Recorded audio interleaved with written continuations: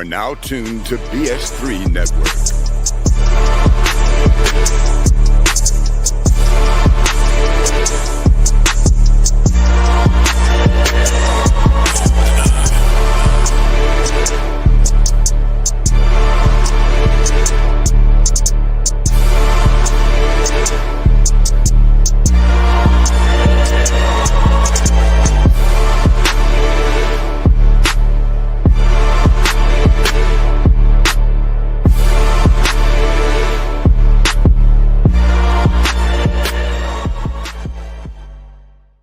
Hit him.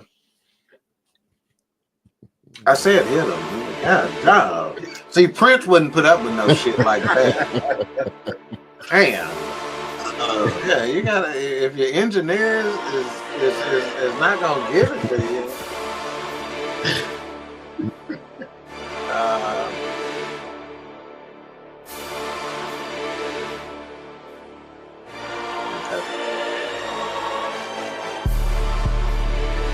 I think Prince would appreciate this beat, though. Especially with the horns and stuff. Oh, yeah.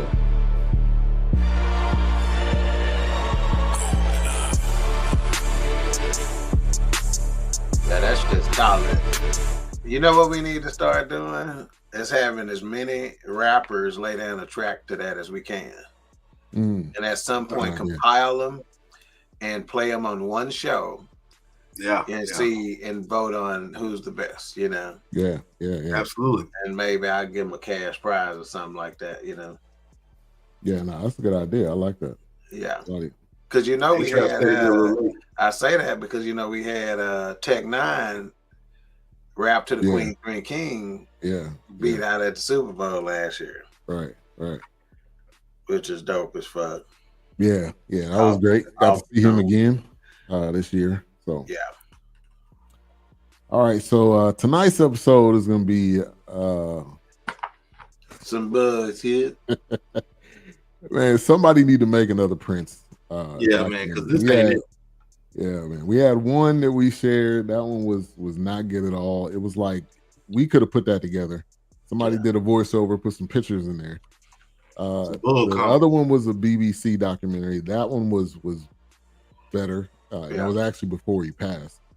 And then supposedly Netflix was working on something, but that ended up getting the problem. So with all due respect to Prince, with all due respect to his family and his estate, I'm just going to say it like this. I'm going to say it with their spin. They just ain't about no bullshit. You know, they know what they have. They know their worth, right? Which is a popular thing. Right. So they just not selling for nothing. You know, they trying to get what he's worth, you know. Yep. And I believe that his estate, you know, which is his family, you know, is left behind, is running. I want to say his sisters is are heavily involved, are running Paisley Park. And when I say from the moment you pull into the gate to the guard shack, you are dealing with Black folks, and they are sharp, professional, precise. It's like he instructed them. We doing Paisley Park just like I do my music. Right. Like I don't want to know. They sharp, man. Organized, professional. It's sharp, you know. Yeah. So I would imagine, you know, they just ain't putting up with no BS. Right. If I had to guess. Yeah. I agree with that. So as we continue Music Review Month, we did our best to find No, we didn't. Yeah, we did. But there wasn't a lot around. Party people. It was all bootleg. Besides this BBC one, right? That one had some people in his band. It had Chuck D was in it, so they seem to have done some more work. But Keisha in the building, thank you for tuning in. Party people. All right, so we know the greatness of Prince. We wanted to get in during this month a review of a Prince documentary. Just like we've been saying, there's just not a lot out there. Yeah. Not a lot with their authorization on it. Besides, like I said, the one that's BBC. So that one is Prince, A Purple Rain. There was one called Prince, A Purple Rain, and that one was not good at all. But this one I felt like was better. But let's Doc, talk about the, initial thoughts on either one. One of them was trash. Well, let's start with the one that's trash. That's Prince, Purple Rain, right? This is the one that's not BBC. It's a 47-minute runtime or something like that, which is a slap in the face.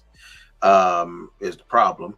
But I'll just give the plot and overview of that one. It says his influence is unparalleled and his legacy will live on through his inspirational music. In this fascinating documentary, we take an in-depth look into the life and times of one of music's greatest performers, Prince. One of music's greatest performers deserves more than what you just gave him. Right. To be perfectly honest with you, the narrator's voice, from the first moment I heard his voice, I looked at wifey. I said, "This I ain't feeling that, man." It seemed like they grabbed a bruh from Home Depot and asked him, "Hey, you say something for me." Yeah, you can read, right? I read this, man. It was horrible, man. And wifey toward the end of the doc was talking, saying, she goes, "I had a problem with the fact that you got people," and she goes, "I don't have a problem if you got white people trying to interpret what he meant by his music and all that other stuff." She said, "But they're not people who were close to him. They're journalists who were trying to interpret it from afar." Right. If you're behind the scenes with him, that's one thing. She goes, "Where's his family? Where's his friends? Where's his closest associate that worked on his music together? You had none of them in this documentary. It can't be good." Yeah, it can't be good. Yeah, and that's facts. It wasn't. It had a showbiz reporter, which is the most generic. Yeah, 2 words together. Showbiz reporter and a psychiatrist, and I don't know, some other random person. So I didn't even watch that. I mean, we watched like the first 10 minutes, and I was like, "Yeah, this got to be something else." Nah, man, I hung in there for all that 44-minute garbage, man. I'm sorry, man. Yeah. I'm sorry. I really feel like we did our viewers a disservice with this. Like we dropped the ball on this bullshit. I'm like, man, what is this? I was like, this can't be right. Yeah. I was like, gotta look at the right one. I kept Googling for something else. I was like, man, this can't be the one, man. This can't be. And the other one, that BBC one, just happened. Somebody just happened to upload that to like their YouTube. That wasn't even, because when you go through and watch that one, a lot of the music was muted just because of copyright. So, but I mean, it goes to show that his family is not allowing anything that they don't approve of to be put out there. Yeah, right. Because they know what he brought to music. Period. Yeah. And we can go through all different genres of music. Right. And what I'm gonna try to do, because I went to Paisley Park, so keep talking. But what I'm gonna try to do is upload a couple of the images from that, because I think this would be a good time for that to take place, and kind of talk about what you see in this situation. Yeah. So going to Prince, a Purple Rain. If you type that in on YouTube, that would be better than anything that's out there. But it talks about him growing up in Minnesota, and there was always a running joke. Me and on a previous podcast network I was on, we would always say like, "Yeah, you and the other 2 black people in Minnesota," because besides the Timberwolves and the Vikings and probably a couple baseball players, it's not a lot of us is there. And it was only 5% of the community. Only 5% of the community was black at that point in time when Prince was there. Yeah. Which, is amazing to see that he stayed there, for that long, which he really, that was his home. So he wasn't like he was trying to, I'm gonna go to the big city. He wanted to make it here. So Wilkes, talk about that, growing up in Minnesota and kind of what his upbringing was like. Yeah, it was kind of like what Dick Clark was saying on the second one that I watched. He said, that's not the kind of music they're playing in Minnesota. That's not, right. And even Prince was kind of like, no, but he wanted to put them on them. I felt like he wanted to. Well, also what his father was doing, because in the second one they talked about how his father was into playing music and kind of just staying local and doing concerts. But I think Prince wanted that. I think he didn't want to have to leave and go to the LAs of stardom and musicians and Hollywood and all of that out of New York. I think he wanted to stay right there, and establish the thing. Even with Purple Rain being directed there, I think it was a big deal for him to kind of just nurture his people and give back to the community and kind of thrive in that spot. So, and him mastering all these instruments at an early age, and dropping that at first, recording a song or writing a song at, I think what they said, was it 14 or 15 or something like that, and then had an album already by the age of 18. So it was definitely a master of his craft. But interesting. I'm glad I saw the second one, because the first one didn't really mention anything about any background. It just I think it was just like, "Oh, we miss you." It felt like a fandom kind of right. The first one that I watched, but the second one actually going into how like he was on American Bandstand and they talked about how he's good, but we don't know if he's good. Well, he doesn't need you to know if he's good. He knows he's good, but I'm sure he had to tweak some things as they said as they went. But yeah, really, really enjoyed that extra in depth, because the first one I watched did not go into any of that. Yeah, no. It was like, it started off with when he passed, and it was like a fake, I guess it was like a fake report, or I don't know, it had like somebody saying like, this is what happened, like a 911 call. That was like a fake 911 call. That's what opened it up. What are we doing here? Yeah. Mm-hmm. What's up, Jungle? Thank you for tuning in. But yeah, and the fact that he was so shy, I didn't think that at all. I just, because I'm thinking about Prince. I'm thinking the sex symbol Prince, the one dancing on stage, the one who impacted a lot of people's careers. I was not expecting him to be shy. But if you think early on, like, that part's always funny to me, because Fred Armisen on SNL, and I can't think of the other lady's name. It's Minnie Riperton's daughter. I can't think of her name right now, but yeah, Maya Rudolph. Maya Rudolph. She does Beyonce. So Prince is like, she's like, "Oh, he's so shy. He can't talk right now." So he's like whispering everything into her ear. She's like repeating it and saying what he's saying. But yeah, I did not know that at first, but then it all kind of connected. It made sense why. But yeah, I didn't know that aspect. Yeah. And that first interview, which was, and they had some great footage. I mean, from his concerts, from his interviews, and everything said, it said like what, Paisley Industries or something at the bottom right of it. So all of his footage seemed like he has all of that in the vault too. Mm-hmm. Oh, I'm sure. I believe it.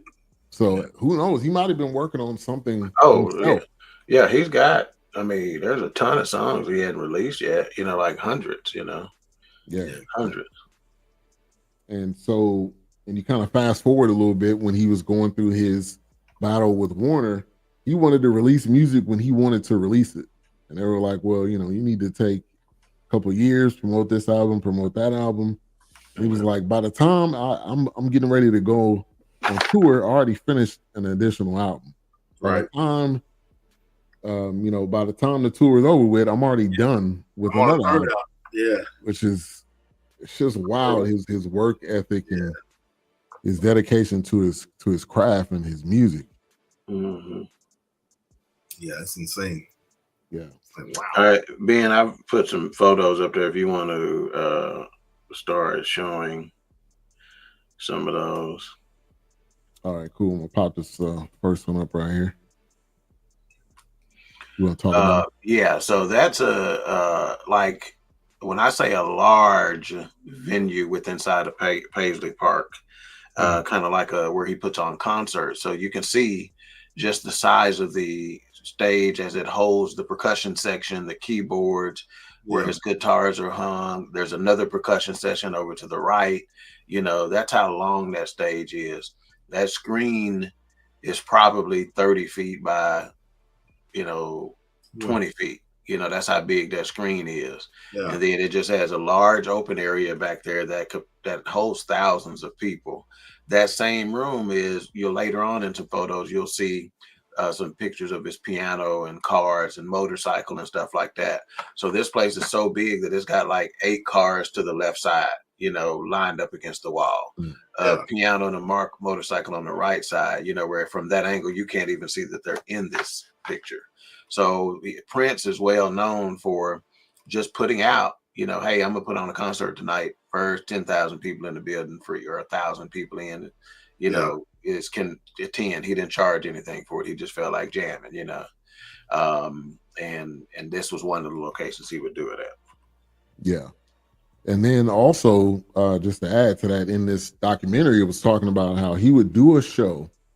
He would then do an after party. And then after that, he would go and record, or somewhere in between there, he would go and record music. So like the energy and he loved it. I mean, like you don't do an after show concert and then you bringing up different guests and different people. You don't do that if you don't love music and you love what you do. No doubt about it. All right, let's just the next photo. Yeah, this is just another area where he's had some of his wardrobe at. This is just a very small sample of it. Like he's got some of the hallways lined with these outfits and things of that nature. One room he has where there is nothing but walls and walls of shoes with videos playing in the background of designers being interviewed about their relationship with Prince and what he used to ask him for and how that he used to push them in terms of, pushing the envelope on how he developed what it is he needed them to develop for. Yeah.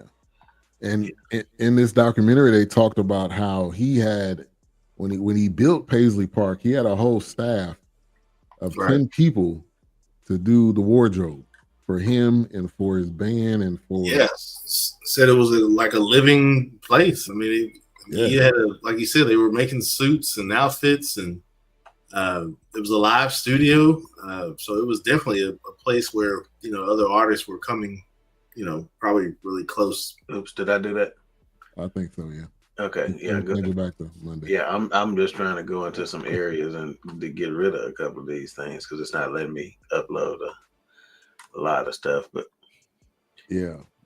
and then it also touched on how he, the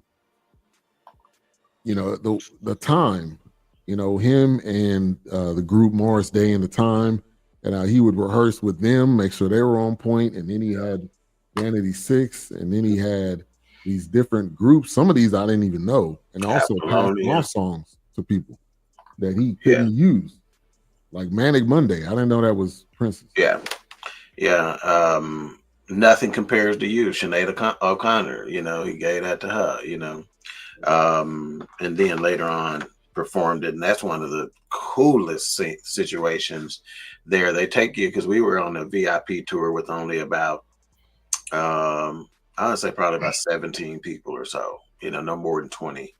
And they took us into this room, and that's about all this room could hold, with a big screen there and his desk, sitting over to the side, left just like it was, when he passed away. Yeah. And so we're sitting down in these, little bench looking things, and they turn the lights down and start playing Nothing Compares to You. And in every room where there's music capable, he has got the best sound system you could have ever imagined having, and they play it. And when it's over, the tour guide just simply turns the light up just a little bit to where it wasn't pitch dark in there. And he said, I'm just going to let that marinate for a little bit.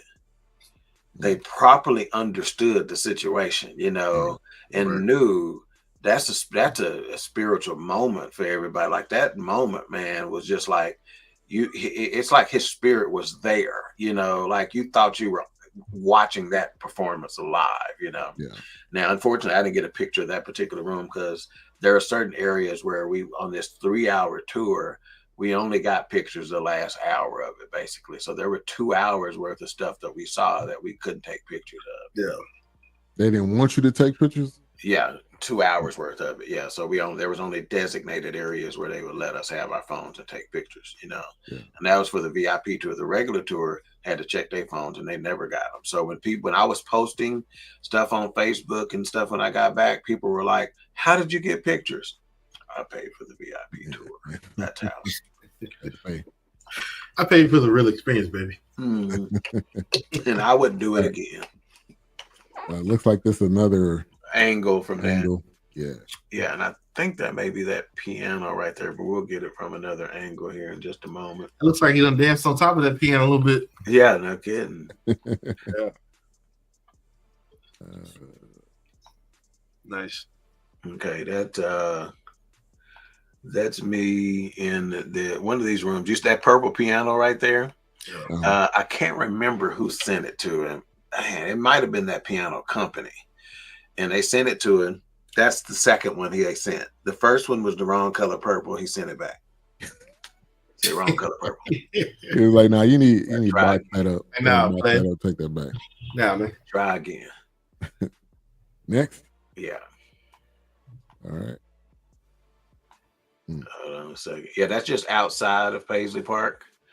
One of the entrances, as you can see, it was snow there. You see the cones are even the cones are purple. Believe it or not. So when you put down that rock salt to melt the snow, yeah, it's purple. Of course. It's purple. Of course. Okay. I'm surprised they didn't have a team of people go out there and spray the snow purple. Yeah, they ain't playing no games, man. Quickly. They ain't playing no games. Oh yeah, they're not playing around. Hopefully I can get this. That's another angle of that piano. But look how bad that joke is, crazy. Man. You can see how sleek it is right there on those lines. It looks like the back of a roaster. It looks like the back of a roaster. That's exactly right. Yeah, I think it may have been created in that image, man. Yeah. They have been created in that image. You can go to another one, Ben. That's the car. So that's that wall I was talking about. So you see it's a bicycle, and then to the right of that, another vehicle. That just gives you the idea of the sheer size of that room, that all of that is in. Yeah. Wow. I mean, that's a one of a kind experience. Now, this was one of the coolest things we saw. This is a lot of his notes and stuff where he's writing songs. They had another one like this where when he came up with the symbol, it kind of showed where he started from and where he ended up. Some of those are some of the fabric he was messing with, and stuff like that. Yeah. So yeah, that was one of the coolest things to see right there. Yeah. For sure. And when they talked about that first album, how he did every single part on that album. He did piano, he did the drums, he did the vocals. Same. And that was kind of his introductory album, and his basically proving to Warner, like, okay, I can do this. And there was like, man, he did everything. But then it was like, oh, we don't have to pay extra people too. Of course. Yeah. But yeah, for sure. Man, beyond amazing when it comes to his musicianship. Is this the motorcycle from It is. Purple Rain? It is. Yeah. That is exactly what that is. Just so cool to see, and takes you back, man, to the time where you saw that, and you watched that and whatnot. So yeah. Let's go ahead and continue to talk, and I'll keep uploading some pictures, and we'll get back to some of those here in just a second, because I still got a few more that I think are interesting. I'm just trying to pick out what I consider to be the most interesting pics that I've gotten. And when you think of Purple Rain, which I've never seen it, so that's on my list.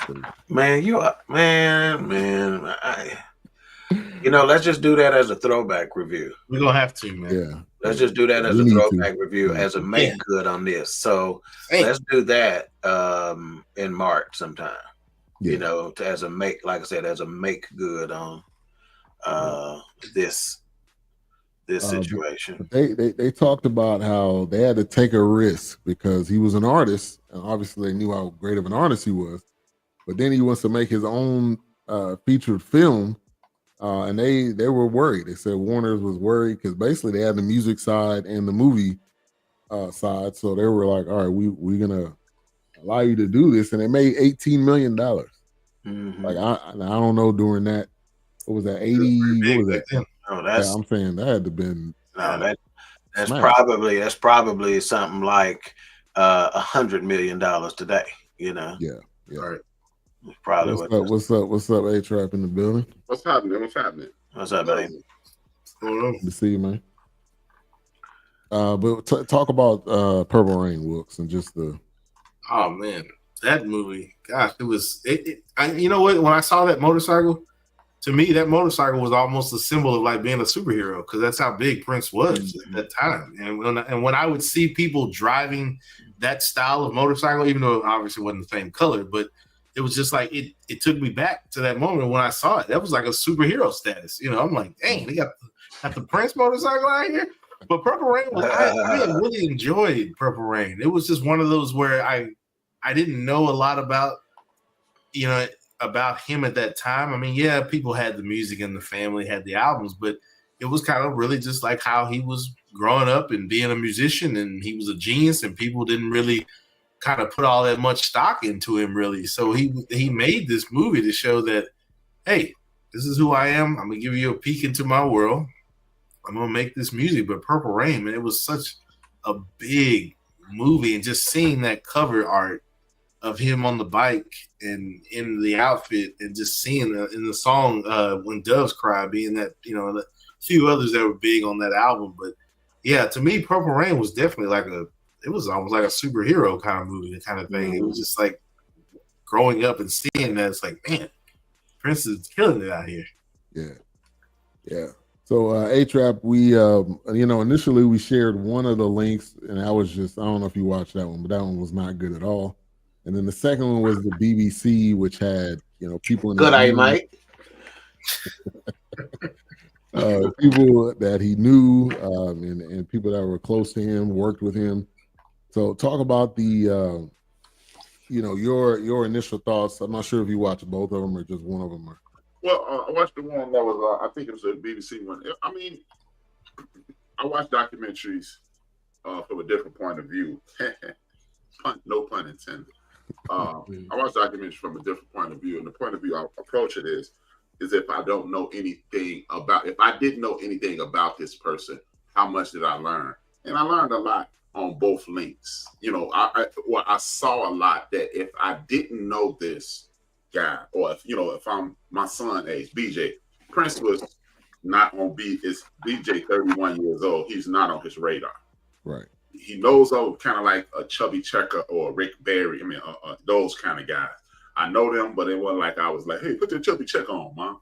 So I appreciated both, because if I didn't know this human, I got to know. Like Will said, this dude was a superhero, and I got to peek into why he was a superhero. So I appreciate that from that perspective. Yeah, absolutely. And then talk about Purple Rain and how huge that was. You remember when that came out? What was that like during that time? Purple Rain was, it was a different time in America. Totally. This is to use the terminology that Omar Gooding used. He said this was back when no matter what happened, when somebody black blew up, he didn't blow up. We blew up. And I remember, I'm from Chicago, and that's what Gene Siskel and what's my man name? Roger Ebert and Gene Siskel had in the movies, at the movies. And this became a phenomenon nationwide, and they trashed it. So black folks walking around America with rocks in their jaws till the movie came out. And the movie took off, and then they had to pretty much, we went and watched it again, we was wrong, And so it was like, gotcha, it was a us versus them kind of mentality. Yeah. So I really appreciated that aspect as well, because it was like, what? You didn't like the Prince movie? Because Prince, man, Whoops, thank you, Whoops. Yeah. Prince was a superhero. He wasn't a, oh, okay, full disclosure. I'm not a Prince guy. I don't listen to Prince music. I appreciate it. But if I never heard another Prince song in my life, it'd be like, okay, I ain't gonna hear Prince no more. So, but I do respect this dude. Yeah. Him and Michael Jackson were unreal in popular culture. Put it like this, and I shut up. When I got 40 years ago, I was going into, this is the second part of my freshman year of high school. And when I went into Western House Vocational High School in September of 1984, wearing buttons was the thing. You had a whole jacket, like a military vest full of metal. Yeah. You had Cyndi Lauper, Michael Jackson, and all Boy George, and all these people on your jacket. Yeah. It was like 8 or 9 guys that looked like Prince, and it was like 8 or 9 guys dressed and looking like Michael Jackson. So I understand why. Whereas this is not my lane, I'm looking over at the other lane going, woo. You know, like if I'm a Mustang, I was looking over at hip hop was a Mustang at the time. Well, it might have been a Chevette. You're looking over at a Mercedes, like, whoa. Right. Hey, guys, I'm talking about cutting their hair like them, wearing their hair like them, wearing those jackets, wearing those clothes, wearing a glove. Yeah. Buttons. And so I can appreciate them where I wasn't a fan. Right. Yeah, and having Chuck D on this to me was major, because he was like, this dude in Purple Rain, he said he was getting it. Like for him to say that, I think was major, because obviously that was not the beginning, but that was the early happenings of hip hop, and for him to say that was respect. So, and then I would say that was the beginning of hip hop. Okay. Well, the very beginning is King Tut III and the Fatback Band. Okay, 1977, 78, that's what it was. But hip hop took off with Chuck D. Chuck D, Run DMC, the Fat Boys, Dr. Jekyll, Mr. Hyde, and that crew. So, hey, I would say you're right. That's what I kind of felt. I kind of got that vibe too. Like that became a Chuck D. Like it kind of took off after that. But yeah, man. I mean, Prince, Purple Rain. Yeah, it was superhero status for me. I agree. It was bigger than music, and like you said, A-Trap, him and MJ, man, just bigger than music. Any at any point in time. And this, we're gonna show a trailer for what we're gonna review next week, which the Thriller album and that impact. But yeah, you want to get to some more photos? Yeah, sure. All right. This was a cool piece of art, man. He had there's an artist that took a drum set and kind of did the whole, what are those Asian doll sets that one inside of another, inside of another, inside of another. I can't remember what they're called, but it was similar. It was done similarly to this, to where they took the largest drum and put a smaller snare in it, and then they had a smaller tom in it, and et cetera, et cetera. And that's hanging up with this purple light shining through it, hanging up in one of the rooms, It looks like a chandelier. Yeah. It's like a drum chandelier. Yeah, it's a fascinating piece of art, for sure. This is a shot from that's that same stage room, or that concert room that I was talking about, the sheer size of it. That's like on one side of it, just another. I think he probably had, I think I counted 4 to 6 purple pianos. That sleek one that we saw earlier was my favorite. It's that deep dark purple, but this is another one. And as you can see, the skirting, and it's purple everywhere, man. If you're not a purple fan, which I am, is one of my favorite colors. It's purple everywhere. The carpet purple, everything. Mm-hmm. This is another one of those rooms that he would do. That's a smaller venue, where he would do a more intimate concert at, but as you can see the lighting and stuff up there, I mean, it's like there's some concert venues and places that don't have the lighting and equipment and presentation that he has in Paisley Park, man, that they can't even compare to it, So this is just one of those areas that he, does those intimate free concerts, or for friends, he puts on. And then a later picture, I think they'll show, some table and chairs set up and stuff like that. So you can kind of see an opposite nice. view of that room. Hang on, I covered my screen up. Okay, yeah. So this is another area that that's the big neon sign in there. So this room was his dedication to New Power Generation, which was his backup band that he came up with a little later on in his career. So that particular venue, it's all about NPG stuff.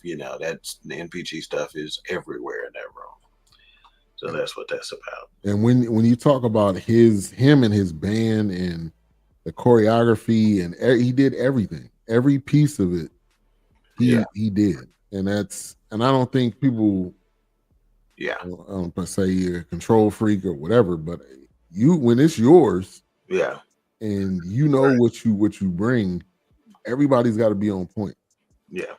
Well, Ben, you and I have been part of a choir situation where, the director was in control, and I dare say that, we performed accordingly, so, they say the same thing about Michael Jackson. He was in control. And I think the greatest artists, there's something in them that they got to have it a certain way. James Brown, technically speaking, his musicians, man, they say were the most technically sound musicians out there, man.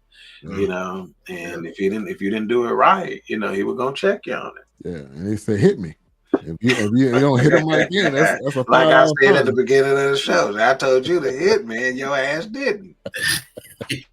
Yeah, man, that hit me. Yeah, matter of fact, I think I saw something on James Brown. It was just real. I don't know what it was, but they talk about, that reason he said hit me, because if you're not paying attention, he's taking $1 out of your paycheck that week, right? Because you didn't hit him. Yeah. That was just one of the guitars. This dude, they don't let us take very many pictures of guitars throughout the tour, but that was one. And they have, as you can see, the picture in the background where you can see, where it was at, that he played it, because those were significant. He'll say, he uses a guitar during his tour of whatever it was. Yeah, and it's got like lockers around it. Mm-hmm. I don't know if that was just to have that there. Yeah, those are, that's where that's what you travel with, right? You'll see those, and if you go backstage at a concert, or if you're just watching and you kind of see stage left or stage right, if you got seats that are perfectly positioned for you to see, those are the type of trunks and stuff you would see. Those are what's all in those 18-wheelers outside the concert venue that they bring in all the supplies and stuff in. So those things are everywhere with him. So that's another angle of that room. So you see the tables and stools and stuff like that. So one concert venue was set up where it was standing room only, basically.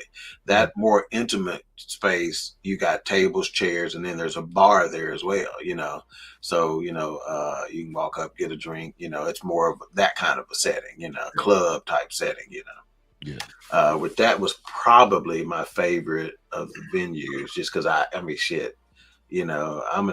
like to entertain with guests, which H-Rap, when you visited, we kind of did our little thing. Imagine if I had a spot like that, you saw the game room or whatnot, and if I had to kind of space or money to do something like that, look at her. And then one of my favorites, you see, we got on gloves. About to say they let y'all hold the guitar. Yeah, you see, you got on gloves. Yeah. So that's in that big concert room, off to the side, So again, that space is huge, and so we got to stand in line and be able to hold the that guitar. That was one that we could, but we basketball court where they played shirts and blouses. Yeah, no, I can't remember if we saw the basketball court, but we certainly saw the ping pong table and got to play on the ping pong table just outside of the studio. And there's a photo that's around. I've just seen it today of him in his. I don't know if that was high school or it was taking like a team photo. So like he was a hooper. Like obviously that Dave Chappelle skit was hilarious. That's real. Now, so that may have been an area where we didn't have photos in, just like the ping pong area we didn't have photos in.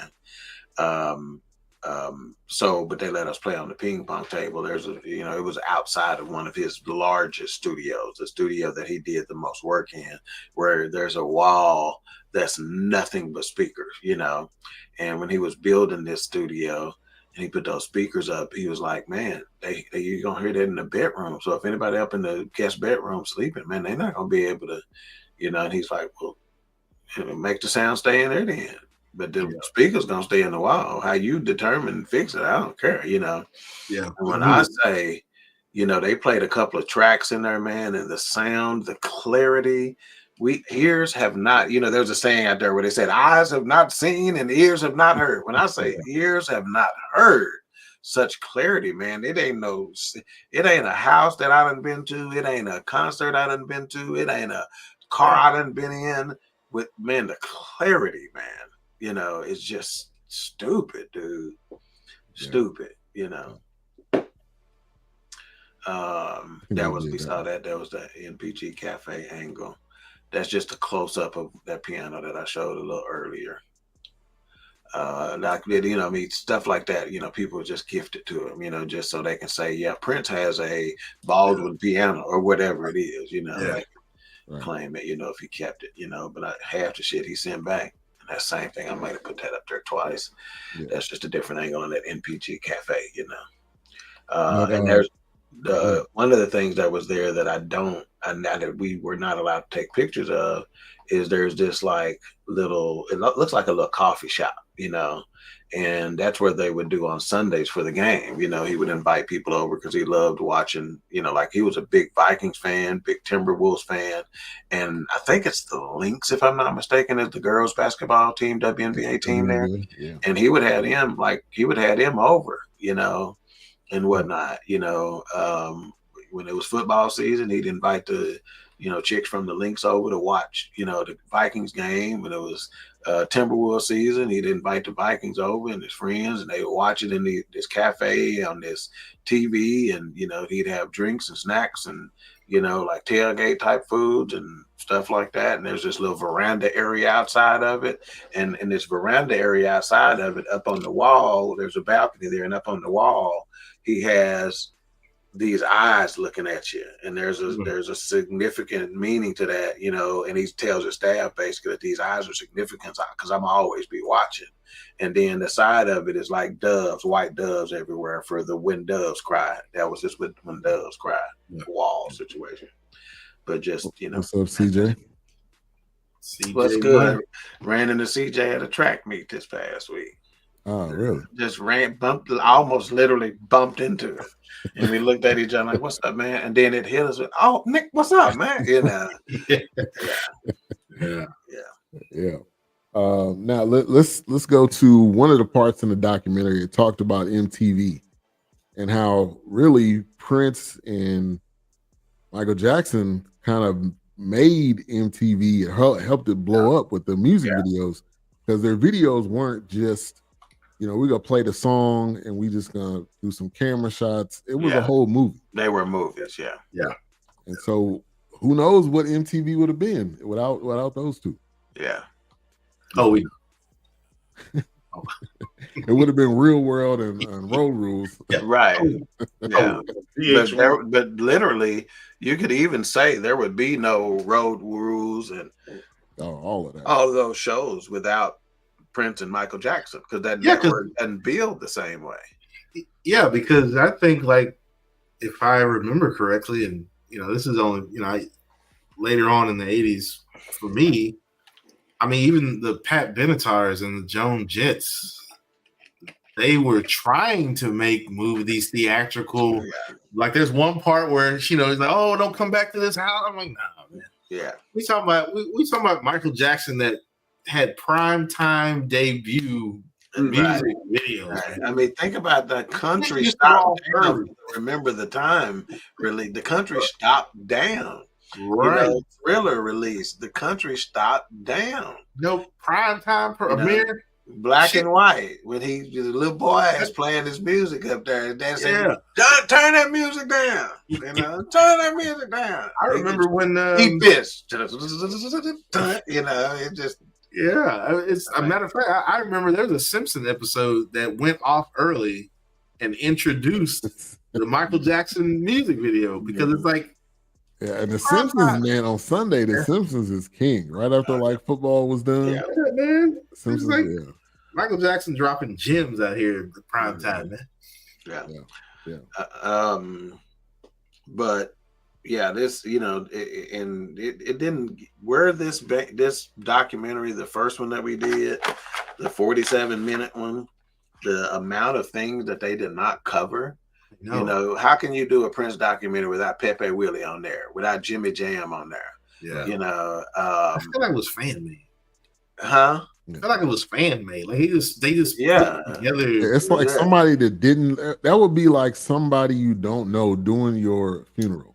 They're doing your eulogy and they don't even know you. Yeah, how can you do the Prince documentary without talking about the fact that he produced, composed, arranged, and performed, all of his music? How could you not talk about the 1985 congressional hearing, which is the birth of the explicit ratings on CDs? I did not know that. I mean, like to this day, every rap album with everything with something on it, that label came from him. Yeah, you think Karen was just invented about a decade ago or however long it was been? No, Karen was there because she bought a Prince album for her 11-year-old son and played him Darling Nikki.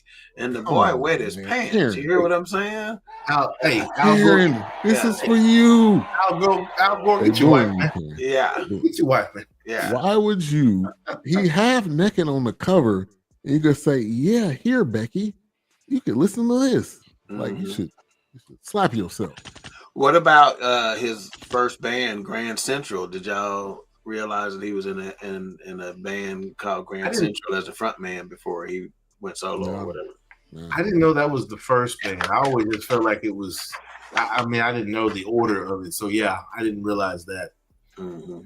Another thing that I don't know if either one of them went to is that who he used to front for on tours and stuff like that, and how they were performers and they were going no, it was actually Usher touring with him, if I'm not mistaken.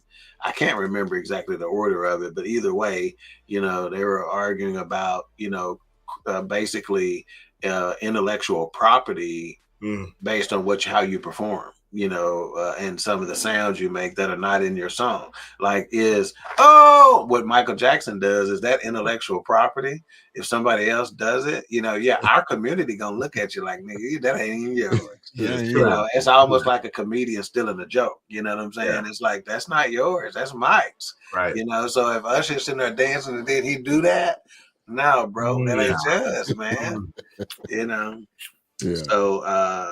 So they didn't, and matter of fact, the stylistic changes. This is one of the things that Prince is famous for: stylistic changes within a song.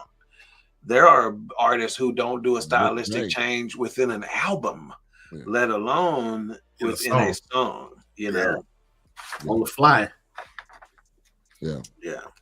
Great. So when they talked about Purple Rain and they said When Doves Cry, that was his first. But that wasn't his first international hit. But that opened up the movie. But The Most Beautiful Girl in the World, that was his first UK hit, and that was, I don't know what year that was, but he was making music for quite some time. So that's amazing that was his first UK. It was like late 90s. I feel like 98.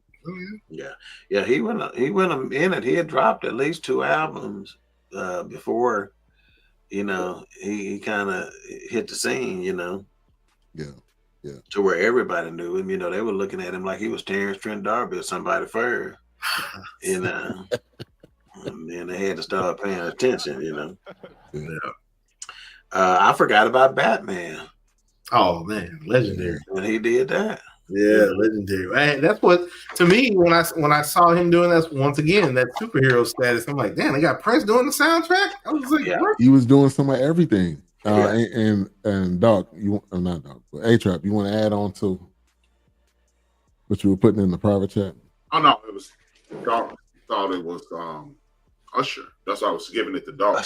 Usher. It was Rick James. That's right, because we saw that on the Rick James documentary, didn't we? Yep, that's 100% right. Because he was saying something about like try to follow that up or something like that, or you're gonna have a hard time out there or something. Yeah.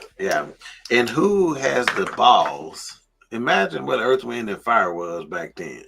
Right. Who has the balls to turn down Maurice White producing their stuff? Your record label say, yeah, we're gonna put Maurice White on you. Yeah, I'm good. Wow. I'm good. You know, at the time he would have been 20. Yeah. And you turning down, if that old, turning down Maurice White? I said, no, I'm good. Yeah. Oh man, I'm good, Boomer. We hadn't seen this person in a good minute. Benita Whitfield, the artist formerly known. In fact, yeah, she's the reason why we say that. I mean, it's a tie-in right there. She comes back. Yeah, she's been working on that for her namesake, the artist formerly known as Benita Whitfield. She's about to drop that Neo Soul album next week. Mm-hmm. Her and Jill Scott gonna be on there, and little Erykah Badu. right. Yeah. So what's up, D? Great. Thank you for tuning in. Appreciate that. And I would compare him to. They call basketball players. They say, "Oh, he's just a gym rat." Well, that's what Prince was to music. He was a gym rat. He was a studio rat. So much so to where I live at my studio. And he had multiple studios within it. He had one large one. He had a studio, man. They didn't let us take pictures in here. He had a studio, dude, to where if he was recording something. He had like little rooms that were glassed off, soundproofed off, to where you had the background singers in that enclosed area. You had a percussionist in this area. You had the lead guitar person in this area. Like there were 6 different rooms that they had them in, all hooked up to the recording, so their sound was cleaner whenever they recorded. That was one of the studios. Yeah. And he seems like one of those people that would be like in the middle of the night, like, hey, I need y'all to come up to the studio. We about to do something real quick. Yeah, I wouldn't doubt it. When you're creative like that, and A-Trap, you can touch on it. When you're creative like that, it just hits you at certain times, and you got to do it then, unless you'll either forget it or, especially in music, like if you hear a certain beat, you hear something that you're trying to put together. You got to do it then, and you got to get it on wax. Unless you don't have no recording, you can forget. 100. Yeah, it seems that way with most creative things. I saw this weekend Eddie Murphy mentioned that Prince is one of the few things that he's been in his presence. He said Prince, and I would agree with you, man. That's why they do that. Like Dr. Dre has. I think he said it's like 15 feet up under his residence, his new studio. He has an entire recording studio, under this mansion that he just bought. So you have to go way down, and then and he's probably and it's just, it has to be super dope like that to be able to just jump up in the middle of the night and bang out something or write it out and play it out, because he had the abilities to play these things out. Man, that has to be. It has to. I would love to speak with someone like him, because how much are you not getting out? Because you jump up right, and then you bang it out, and then you got people coming in. Like I found out watching one of those documentaries that he wrote the song "Cool" for Morris Day. It was for the time. Honey, baby, HUC, ain't nobody bad. I'm just cool. And he told him, just be cool. And he even told him how to act in the video. And at this time, Morris Day was the epitome of cool. And to find out, Morris Day was getting instruction from another dude who was cool. It's cooler. Right. Cooler. Right. Mm-hmm. So it was awesome, man. I mean, finding out, that's why I like documentaries, because even when they're done poorly, you are going to stumble upon something that you didn't know about. Mm-hmm. CJ says, very bold move, but that's also a testament to him wanting to do things his way and believe in himself. He bet on himself from the beginning. Like he playing all the instruments. That they could have been like, nah, this is whack. You don't know what you're doing. But he was like, I'm gonna make it my way or no way. That's how he made his career. On the longer doc, there was a record executive talking about when they gave him his first recording of Prince's music. They were like, I think he was only at 18 or 19 at the time, where he did the let's see what my notes said on it. He did the music on it, where he played all the instruments. He did all the background vocals on it. And he sang, at 17, he wrote everything on the track, played everything on the track, and sang everything on the track. So that means all the instruments, he laid them down, and he still had the ability. That's one of his studios. The equipment that he chose was based on the ability to be able to do that, and he would literally go in and say, okay, I'm going to go lay down background vocals over here, on this particular song, that I'm composing or whatever. And then he'd go say, okay, now I'm going to go lay down the percussion track, Yeah, just amazing. And then when the Warner battle and back and forth, Warner, that was before he was before his time with that. You see the police? I wasn't doing that Warner time. So I don't know, but I don't think there was a lot of artists that were like, "No, you raping us," and I'm gonna completely change my name so you can't use it, right? And now you have artists. To this day. Yeah, he is on the cutting edge of people being able to get around not having their masters. They re-record them.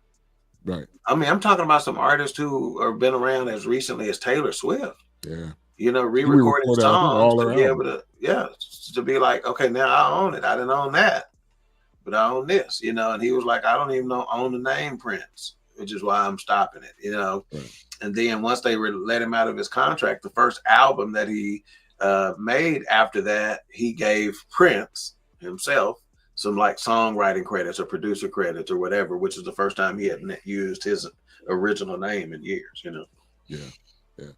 And you had the record executive, I think that was his former manager or record executive, was like, man, all that Warner's done for you and all the freedom that they gave you, and that's the record executive talking. Like, but you're not the one that that's putting his blood, sweat, and tears into his music and knows what his music is. Yeah. If you're the record executive, you don't fully know. Yeah. I think it was Tavis Smiley that he did an interview with. If you should watch that interview for sure. That's where he talked about it. They showed a clip of it in one of these. Yeah, but I'm like him. To hit scoreboard, all you gotta do is just say scoreboard. There's 100 million albums sold, which is a gargantuan number, Yeah. Yeah, just look at the scoreboard.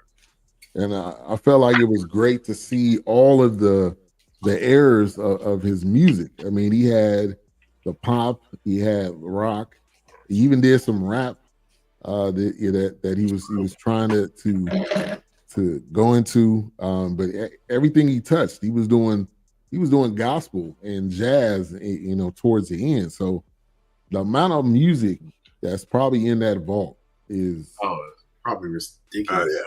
Which I don't know who ever hear it, but yeah. But yeah, the contributions to music, film, and fashion. Right. I mean, you're talking about Purple Rain, Under the Cherry Moon. The fashion, like A-Trap said earlier, people are dressing like him, these bodysuits, and when I say they are tiny, tiny, tiny, tiny,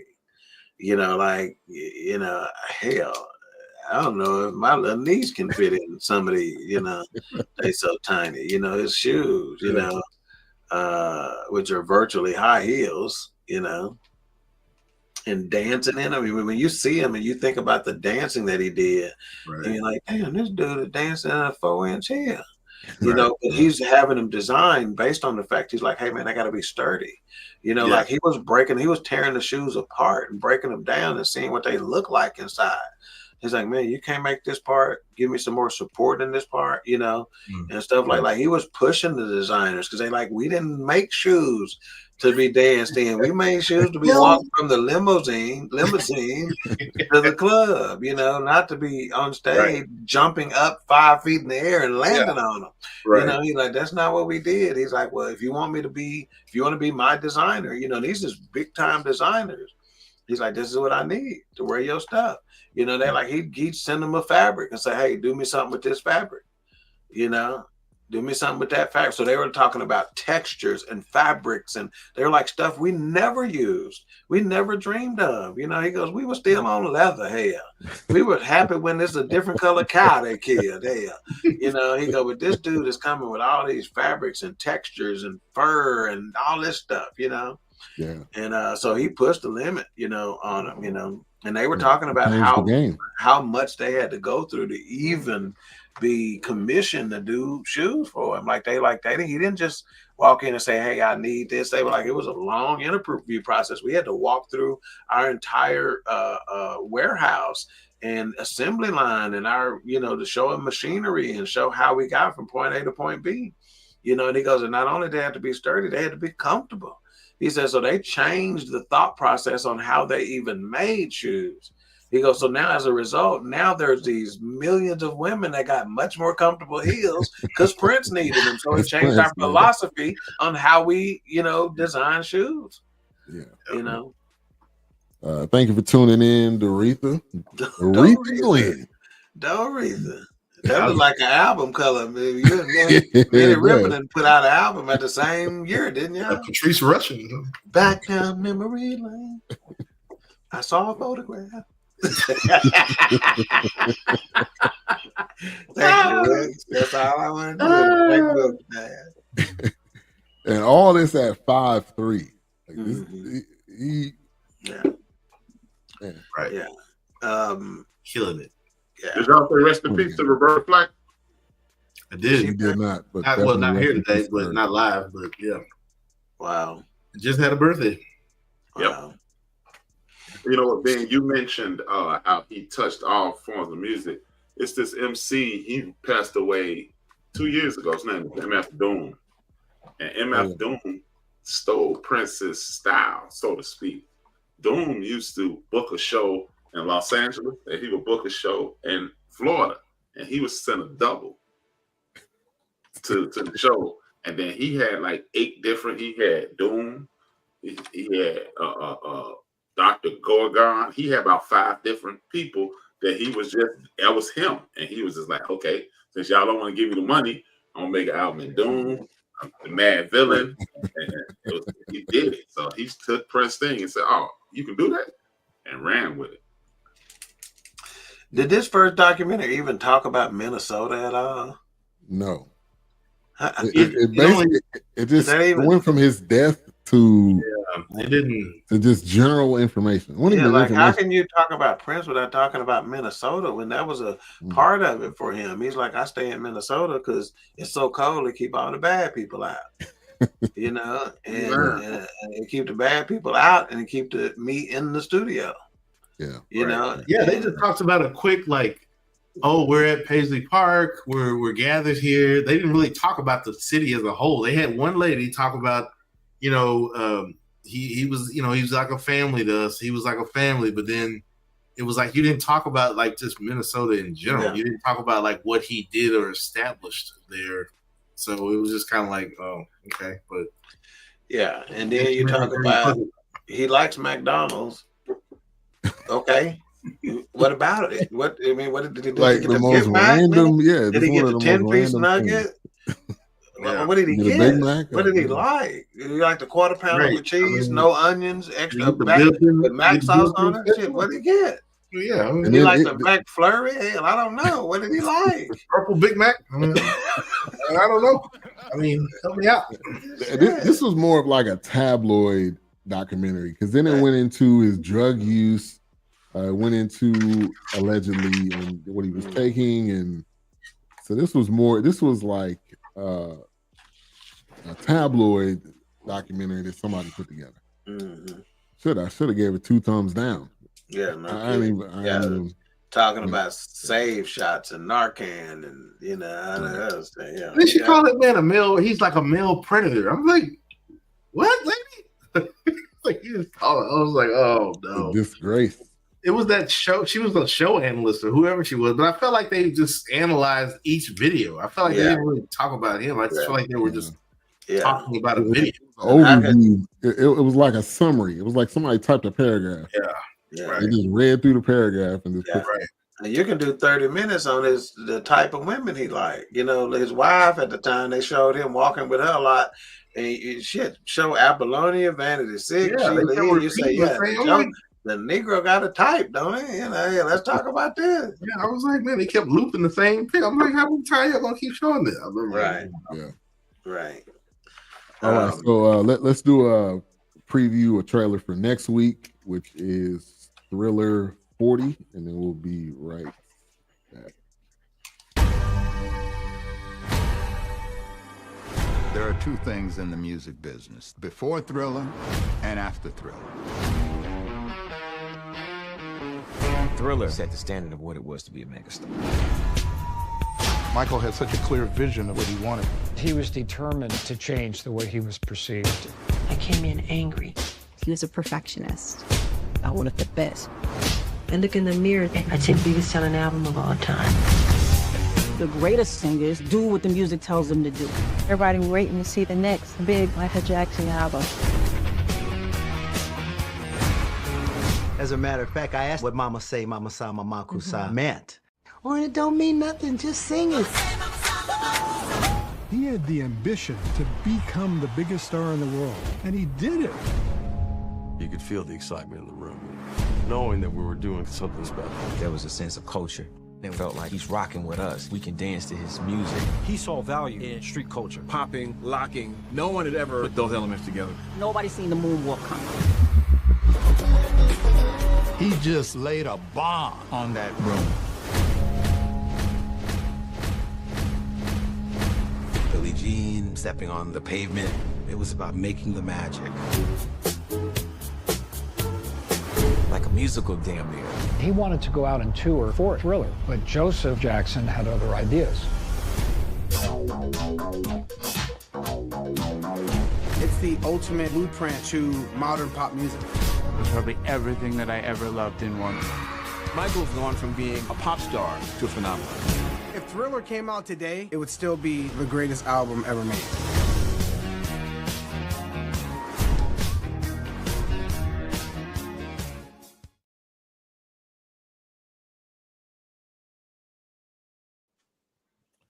All right, man.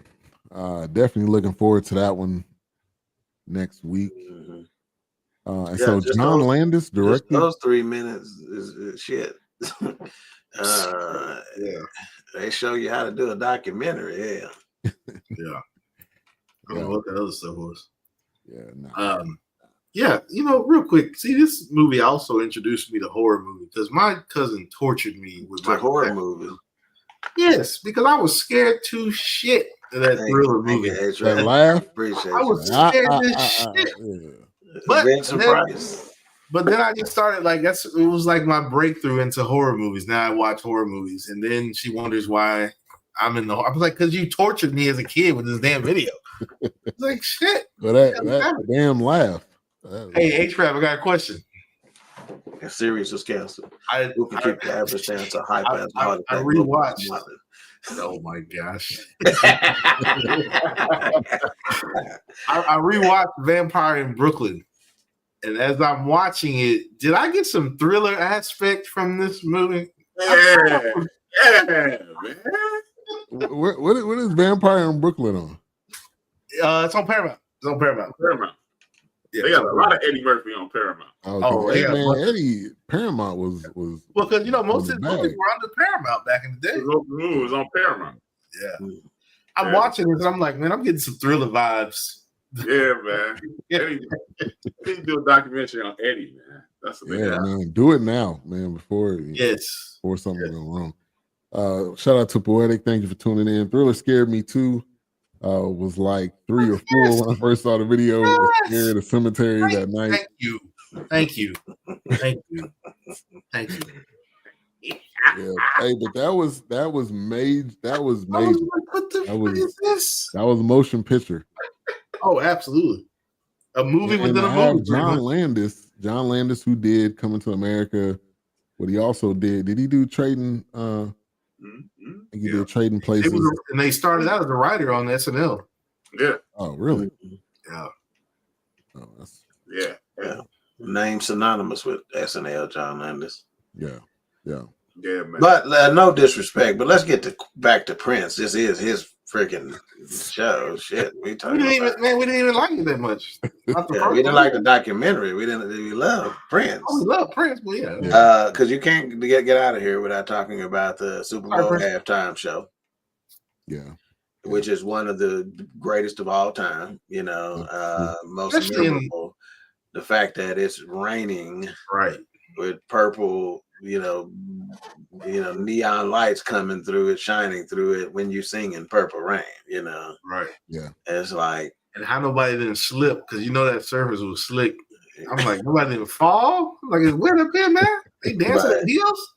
I was like, and I don't know if y'all watched the Rock and Roll Hall of Fame induction, where he's playing with some of the guys from the Beatles and a couple other guys playing While My Guitar Gently Weeps.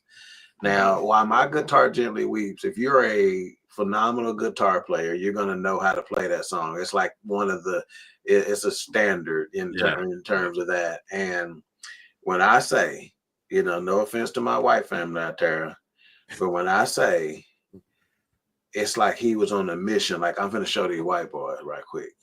They was on stage when they were doing it. There was another documentary that talked about this, or a video, YouTube video, where some of the cast that was on stage, they were like, we was over there trying to play our shit, looking like this motherfucker is killing this, Yeah. And that was the first time he threw the guitar up and it didn't come back down. But they say if you watch closely, you can see he peek up to make sure these motherfuckers caught this out. It ain't coming back down. But I promise you, if you are a fan of guitar, you watch his Hall of Fame induction, While My Guitar Gently Weeps.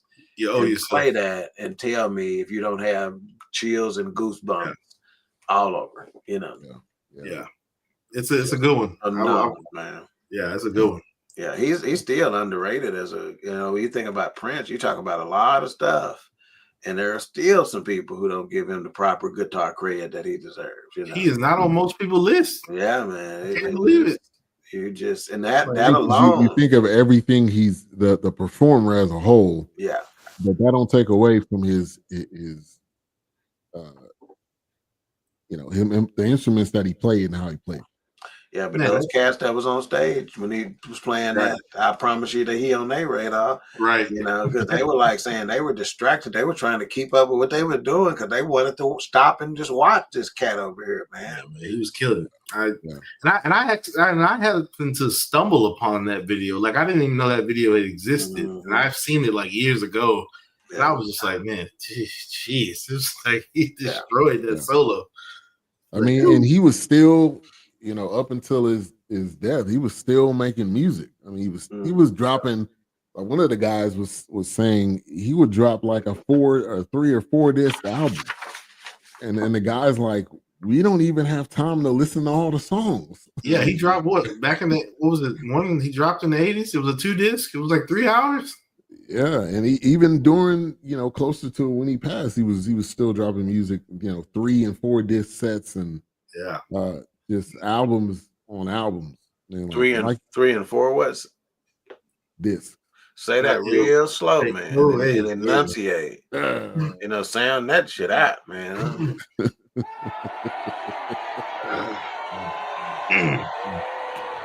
All right, so let's give some final thoughts. I don't even know if we can rate this. Yeah, we can. We damn sure can. The first, we could rate the first one and the second one? The first one's not getting a mic. Yeah, the first one's a 0. Can't get any. Anybody got any? Well, A-Trap may want to change that. He said he may see some redeeming quality in it because it's not that. Well, I'm just the first one was just. It was just I just view the documentaries different. If you didn't know him, you know, like I said, the first one was like a tabloid thing. The second was quality. You know, it walked you through his life. It walked you through his demise. It gave you information that would be positive. So overall, I would say like a 2 mic collaborative, because the first one, like you said, I think that was a lie about him liking McDonald's, because I've always heard that Prince was vegetarian. You ain't going to McDonald's with vegetarian. Right. So. No. Yeah. So it was just a mishmash of information that you could have Googled. And, you know, so I'll say that was a Google search. Right. And this, you know, that things like that is one of the reasons, like we've referenced the movie Ali on our program. And that's why I don't really like that movie, because if I never watched it, I wouldn't learn anything. I didn't learn anything that I couldn't have watched 30 for 30 for. So that's why I like. So I'll say the grand total, I would go up to 2.5, because the second one was very good. I saw that one months ago, because I like interviews, I like documentaries, because I like getting inside of things. That's what she said. You like getting inside of. Oh my gosh. Yeah, so I'll say the first one, and to be honest, I watched like the first 10 minutes. So yeah, I watched the whole damn thing, man. You can watch the whole thing. I watched the whole. I was like, this can't be right. Yeah, this can't be it. This can't be it. Like, so, I would give it a 1 just because I didn't even fully watch it. It's an incomplete. The second one, I would give that one a 4.5. I feel like that was what a documentary should be. Now it could have been longer, but I think this was like a TV. I think this was on, like a TV 1 hour special or something, because it didn't go past an hour. Obviously, you could do 10 parts on Prince. So, but I felt like for how they did it, who was interviewed, people that was in his band, people that were his friends, like it wasn't just random people trying to talk about Prince. So, all right, Wilkes. Well, the first one definitely. I don't know what I was watching. I'll have to give that 0 mics. I was confused, but yes, I see A-Trap's point in that. The second one, okay, it kind of brought up the rear a little bit. I'll give that 2 mics. I'll give it 2 mics. Yeah, 0 and a 2. I give it 2 mics, because I mean it was like, okay, if BBC's doing it or if CNN did it, I mean, probably CNN maybe would have, but with BBC doing it, okay, you got some people in there that were in the band, or people that were working with him, so I kind of give you the graces on that one. So yeah. But you should not have a Prince Rogers Nelson. You shouldn't have. He got a hit on that. You might. You shouldn't. No, that shouldn't be he must have gave them the authorization to do it, because he was still alive. Yeah, had Paisley, like Paisley Industries or something at the bottom right. So he was giving them all the footage. Now I don't know, maybe CNN approached him and he was like, "No, I'm good." But yeah, I don't know. But I think this just, somebody needs to do it. I think it's gonna happen, but it needs to be, like we always talk about, multiple parts, because we can't fit Prince in an hour. Right. Can't do it. All right, Doc. Yeah, I'm with Wilkes. It was 0 and a 2. Now, what I will say that I thought summed up this whole situation, sums up Prince. If you want to know who he is at his core, that quote, "Give me my art and I'll give you my life," was just strong, because that's exactly what he did. Yeah. You know, the Lord Jehovah, because he's a Jehovah's Witness, gave him his heart, and he gave us his life, because his life wasn't his own. Right. He gave it for his art. Right. All right. So thank everybody for tuning in. Give me my chocolate chip cookies with pecan. And owl. Yeah, we can discuss it. Hey.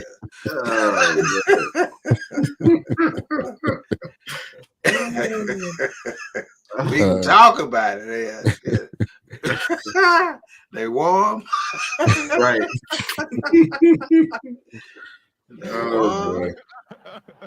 And we appreciate the people tuning in and giving us the thumbs up and the likes. Nathan, good meeting you at Super Bowl.